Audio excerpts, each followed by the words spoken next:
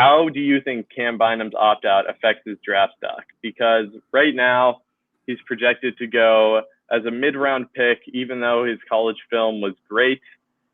How do you see this decision playing out? Honestly, for me, like you said, Bynum is a surefire draft pick. I can't help but thinking though his senior season, or in this case his redshirt senior season, would have helped him. We saw last year Evan Weaver and Jalen Hawkins had huge senior years, and that helped them get drafted. Jalen Hawkins, in particular, another member of that vaunted secondary, got taken in the 4th round, way above when a lot of people thought he'd get taken.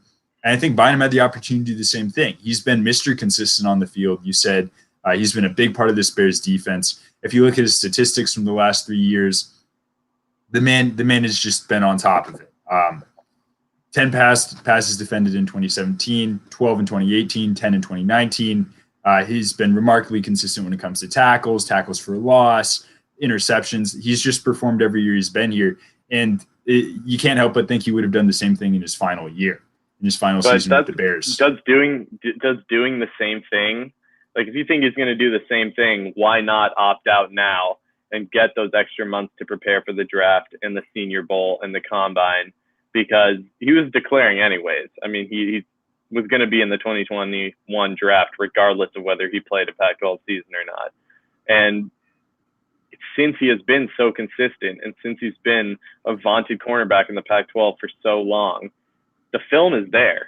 Like, the scouts know that he can play.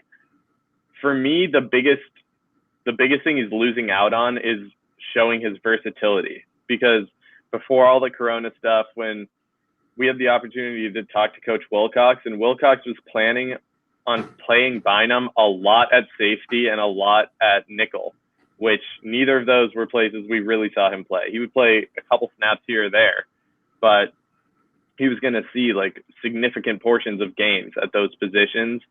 And for a player like him that doesn't have all the athleticism in the world, being able to show your versatility is something he's missing out on. But then again, he's proven that he can be a fantastic cornerback. Yeah, he more than has. I think the one thing that does it for me is this was going to be a season where a lot of the Pac-12 North offenses were relatively young, relatively inexperienced. We've talked about this before. The other 5 teams in the Pac-12 North were going to feature new quarterbacks.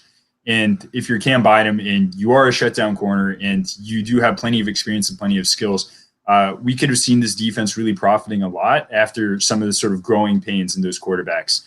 You have an opportunity to put up some big numbers. You have an opportunity to be an outstanding player in an outstanding conference. Not that he wasn't already, again, but it's just another opportunity to sort of put up bigger numbers, to grow a little more, to climb up draft boards. And again, like I said, like I think you never know. I mean, you have guys like Weaver. Weaver was also extraordinarily consistent and extraordinarily good in his prior years at Cal, and he took off in his senior season. I think Bynum could have had the same type of productive year.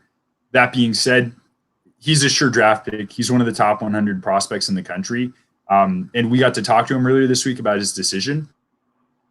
And I think there's a lot of good reasons for this. You talked about his athleticism being something that maybe not holding him back, but a mark against. And he talked a lot about improving his own speed, improving his own technique. So there are definite benefits to declaring for the draft at this point and taking time to focus on his own game.